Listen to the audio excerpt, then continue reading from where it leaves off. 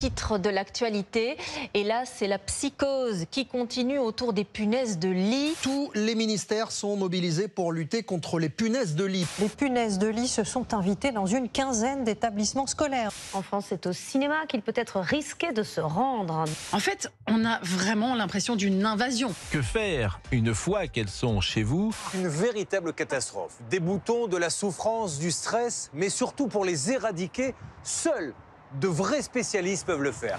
Voilà, si la punaise de lit était une personnalité, eh bien en ce mois d'octobre, ce serait la deuxième personne la plus citée dans les médias après Emmanuel Macron et devant le rugbyman Antoine Dupont. C'est le résultat d'une enquête qui vient de sortir et qui montre bien à quel point les médias ont exploité ce sujet ces derniers jours. Alors comment et pourquoi les punaises de lit se sont répandues dans tous les médias en quelques jours? On va faire l'autopsie d'un emballement médiatique ce matin avec nos invités. Jean-Maurice Galici, bonjour. Bonjour. Vous êtes porte-parole de Tagadé, première plateforme de veille média et auteur d'une étude très intéressante sur ce sujet. Et Nicolas Roux de Bézieux, bonjour. Vous êtes certainement la personne qui a été le plus invitée sur les plateaux ces derniers jours pour parler des punaises de lit en tant que fondateur de badbugs.fr. C'est un site d'information et de conseils pour les victimes de nuisibles. D'abord, Jean-Maurice Galici, expliquez-nous comment vous avez procédé pour votre enquête pour déterminer le bruit médiatique de la punaise de lit. En fait, on a une plateforme qui s'appelle Tagadé. C'est une base de données avec des centaines de millions de contenus presse, aussi bien des articles que des chroniques télé et radio. Donc là, on couvre 3000 titres de la presse, à la fois presse écrite, donc les journaux, puis la presse web, et les téléradios. 410 chaînes. 410 chaînes de télé-radio. 410 chaînes. Ce qui est important, c'est à la fois des médias nationaux et régionaux. Il faut savoir qu'en France, il y a quand même 80% de médias régionaux, ce qu'on ne sait pas forcément toujours. Donc c'est ce qu'on a essayé de faire, c'est de se dire quelle est la véritable histoire médiatique des punaises de lit dans la presse française. Vous avez mesuré ça depuis quand? Depuis 2013. On s'est dit 10 ans, c'était déjà pas mal pour essayer de regarder tout ça. Et alors quels sont les résultats? En gros, de 2013 à 2016, il y a moins d'un papier par jour. Donc c'est pas énorme en réalité, et c'est surtout concentré en presse régionale. Donc on voit déjà à l'époque des infestations dans des écoles, dans des EHPAD, à droite à gauche, mais c'est sporadique, il n'y a pas grand-chose. Après peut-être l'autre interlocuteur me dirait que c'est pas des infestations, mais bon bref, on verra tout à l'heure. De 2017 à 2022, on monte crescendo 3, 4, 5 reprises par jour. D'accord. Donc ça commence à devenir plus important. Début 2023, c'est pareil. Et arrive le mois de juillet avec cette étude de l'ANSES qui sort, où là on voit un premier pic vraiment significatif de plusieurs centaines de retombées, d'articles dans les médias, avec cette information qui apporte un élément de preuve, entre guillemets, et qui dit que un peu plus d'un foyer sur 10 est touché en France. Donc un foyer sur 10, c'est beaucoup. Ça, c'est le point de départ, et on verra, on va refaire le fil dans un instant, et on arrive à une explosion dans ces derniers jours. On est à combien d'occurrences à peu près par jour? Là actuellement, là ça a baissé depuis le 7 octobre évidemment. Mais au début octobre? Là au début octobre, on est sur 6000 occurrences sur 4 jours. Donc c'est énorme. Mais il y a quand même des événements qui font beaucoup plus de bruit que ça.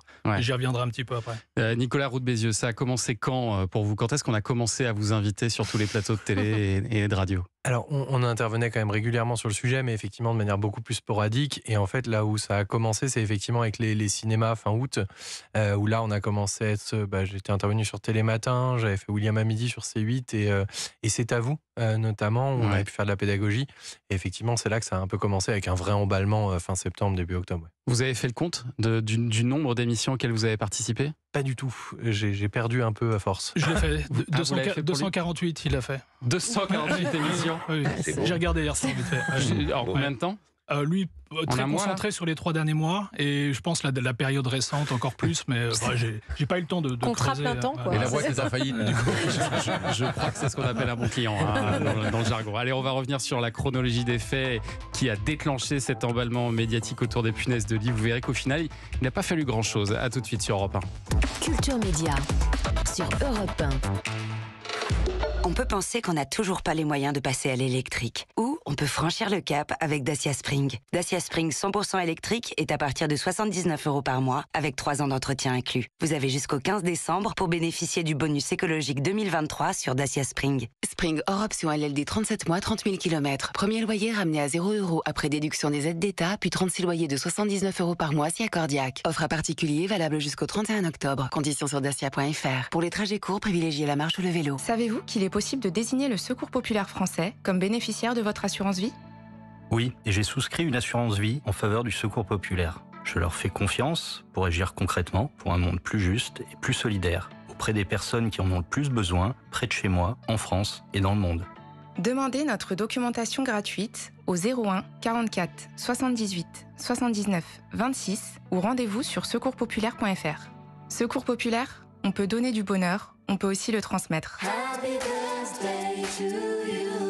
Pour ses 120 ans, Ford, le seul constructeur à proposer une gamme hybride 85 complète, démocratise cette technologie et son carburant moins cher. Profitez de nos offres anniversaires comme Puma hybride 85 à partir de 179 € par mois. Un SUV hybride 85 à ce prix-là, c'est plus de pouvoir d'achat. Ford, portes ouvertes ce week-end. Exemple pour un Puma Titanium E85, LLD 36 mois 30 000 km, rapport de 3 990 €. Offre à particulier jusqu'au 31 octobre, si acceptation par Brémanilise. Voir détails sur Ford.fr. Au quotidien, prenez les transports en commun. Carrefour. Si je vous dis Nivea. Ben, tout ce qui est crème. Ah, mais ça sent trop bon. Le démaquillant. Sinon, c'est les yeux de panda au réveil. Dispensable. Et si je vous dis qu'il y a 60% de remise immédiate sur le deuxième produit Nivea acheté. Et c'est valable sur tous les soins visage femmes Nivea et sur tout Nivea Men. Bah moi j'alterne crème ou gel. Et c'est jusqu'au 22 octobre chez Carrefour, Carrefour Market et leur drive. Carrefour. On a tous droit au meilleur. Panachage possible, la remise s'applique sur le moins cher, détails sur carrefour.fr. Europe 1. Culture Média sur Europe 1, Thomas Hill avec la question média du jour. Comment est né l'emballement médiatique autour des punaises de lit? On est toujours avec Jean-Maurice Galissi, porte-parole de Tagadé, et Nicolas Roux de Bézieux, fondateur de badbugs.fr. Pascal Bataille et Laurent Fontaine sont évidemment restés avec nous. Ils sont en train de nous montrer même des photos. Punaises de lit. Des photos de punaises de lit dans son ma fille Tamara m'a envoyé parce qu'à la fac, il y avait une punaise. Donc j'ai montré à mon ami d'à côté. C'était une vraie punaise. Il m'a confirmé que c'était une vraie punaise et qu'ils ont fermé la salle pendant 4 jours. Ouh là là. Jean-Maurice Galissi, si on revient un petit peu en arrière, elle part de quel fait cette histoire? Le point de départ, vous nous dites, c'était en juillet. C'est là en que ça démarre. juillet, le 19, il y a la publication de l'étude de l'ANSES donc qui évoque un peu plus d'un foyer sur 10 touchés. Donc juste, j'ai regardé les chiffres de l'INSEE, on a 29 millions de foyers en France, 2,2 personnes par foyer. Donc ça veut dire qu'il y a 6 à 7 millions de Français qui auraient été touchés ces dernières années. C'est pas rien. Ouais. Donc ça fait une dépêche de l'AFP. Une dépêche, et puis c'est republié à peu près 200 fois.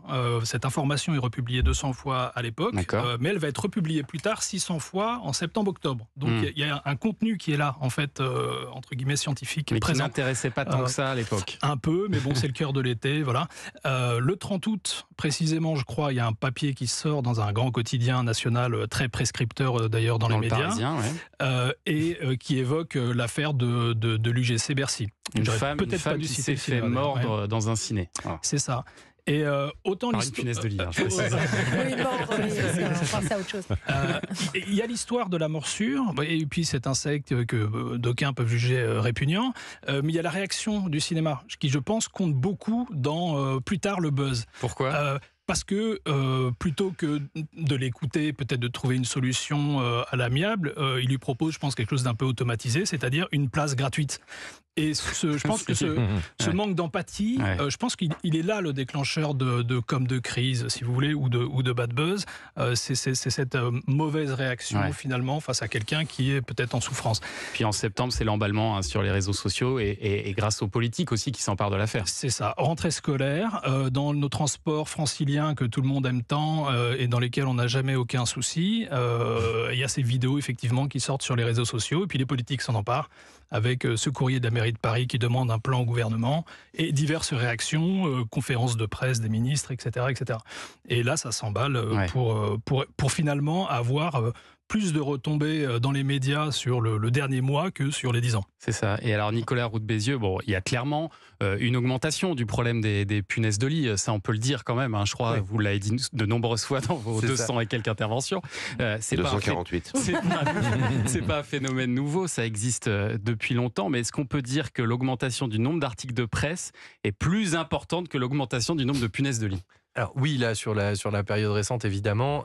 Par contre, c'est bien parce que ça a permis de traiter un sujet de fond. Il y a des buzz médiatiques qui servent à rien, souvent. Là, il y a eu un vrai impact. Il y a une étude qui vient de sortir, la Parcelle Vitis. Il y a 95% des Français qui ont entendu parler des punaises de lit ces 3 dernières semaines. Il y en a 44% qui inspectent plus régulièrement leur sommier. Il y en a 32% qui ont diminué leurs achats d'occasion.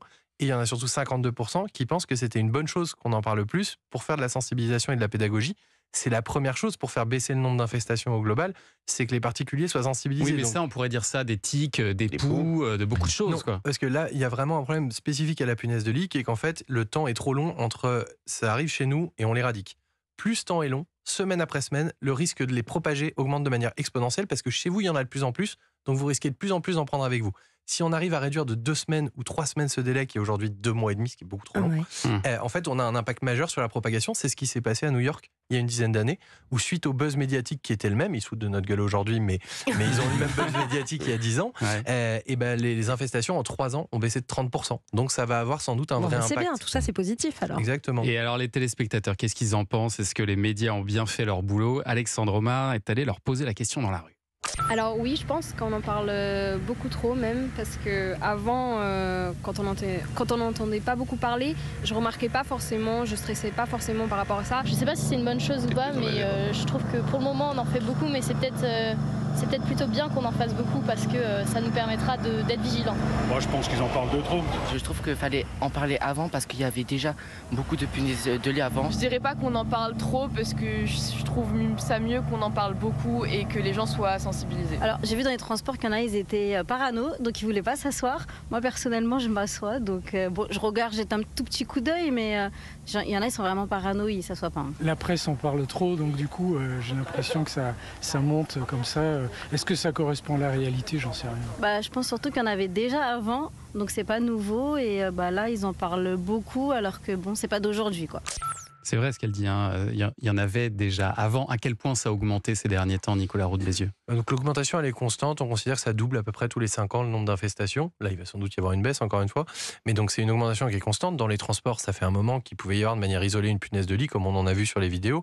Idem dans les lycées. En fait, plus vous avez de personnes infestées, plus bien sûr une personne peut en ramener une dans son sac. On ne pourra jamais s'en débarrasser définitivement. Définitivement non. Par contre, là où il faut relativiser, c'est que dans les transports, c'est infinitésimal la chance d'en ramener chez vous. Enfin, là, il y a une punaise dans le métro, c'est pas un nid, il n'y en a qu'une. Même si elle vous monte sur l'épaule, le temps que vous rentriez chez vous, elle aura volé depuis un moment. C'est pour ça d'ailleurs que quand les métros, on a vraiment vu des vidéos de punaises de lit, ont été inspectées après, pareil pour les trains, le ministre des Transports a dit non, il n'y a pas d'infestation, parce qu'effectivement, au moment où ils ont inspecté quelques heures après, la punaise, elle avait déjà été évacuée, il n'y a pas de souci. Et ça, il faut en parler aussi, Jean-Maurice Galici, du rôle des réseaux sociaux dans cette histoire, parce que ça décuple l'histoire. La moindre photo de punaise pouvait être partagée des milliers de fois. Oui, c'est certain. Il y a un effet loupe énorme avec les réseaux sociaux à la rentrée. Et j'ai envie de dire, même les papiers, les articles sont partagés sur les réseaux sociaux et un article égale 50 partages et 2000 commentaires. Donc forcément, si j'ai 10 000 papiers, ça va faire aussi beaucoup de contenu sur les réseaux sociaux en soi, plus le contenu posté directement. Il y a un effet loupe qui est énorme et il y a effectivement, on en a beaucoup parlé. Après, je pense qu'il faut quand même un peu pondérer. Si je prends un sujet vraiment énorme, évidemment qui n'a rien à voir, l'Ukraine, c'est 1,6 million de contenus en l'espace de 20 mois, c'est-à-dire 3 000 par jour, contre 26 000 en 10 ans. Donc oui, on en a beaucoup parlé, mais c'est quand même comparer l'Everest et la butte Montmartre. Il y a encore une gradation quand même qui existe. C'est pas la même catégorie. C'est plutôt rassurant finalement. Pascal Bataille, Laurent Fontaine, pour finir, quel regard vous portez vous là-dessus sur ce genre d'emballement médiatique? Est-ce que devant votre télé, vous disiez, est-ce que vous disiez ils en font trop, ou est-ce que ça vous semblait justifié? Sincèrement, oui, moi j'ai un peu eu le sentiment qu'on en faisait beaucoup, en tout cas trop, j'en sais rien, mais oui, beaucoup. Mais c'est un peu le fonctionnement des médias sur tous les sujets aujourd'hui, c'est-à-dire qu'une actualité chasse l'autre, il n'y a pas assez de traitement de fond, on ne revient pas assez sur l'info, et effectivement, il y a ce phénomène d'entraînement d'une chaîne à l'autre, avec en plus le système des chaînes d'info où l'info se répète en permanence, en boucle, donc oui, on finit par faire des montagnes d'une butte Montmartre. Et puis, pardon, je rajouterais juste, il y a tout dans la punaise de lit, ce qui plaît. Sur les réseaux sociaux, c'est-à-dire qu'à la fois il y a la terreur, ça mord, c'est horrible, c'est dégueulasse, t'as pas envie d'en avoir, c'est insidieux. Il y a l'incurie évidemment des institutions, de la SNCF, des cinémas, du gouvernement. Quand on voit cette sinistre Mathilde Panot montrer des punaises de lit à l'Assemblée nationale, on voit à quel point les images sont fortes et puis il y a le mensonge, on nous ment certainement, on fait pas assez de choses, on nous dit pas la vérité. Donc il y avait tout pour que ça s'emballe. Assez symptomatique de l'époque. Merci à tous, merci d'être venus décrypter cet emballement ce matin. matin. Jean-Maurice Galissi, porte-parole de Tagadet. Merci. Et Nicolas Roux de Bézieux aussi, fondateur de badbugs.fr. Vous pourrez rajouter à votre compte un passage ce matin sur 249. 249, c'est ça. Et puis un grand merci aussi à Pascal Bataille et Laurent Fontaine. Et rendez-vous donc ce soir après TPMP, donc en deuxième partie de soirée, vers 21h20 pour le retour de Y'a que la vérité qui compte. Merci.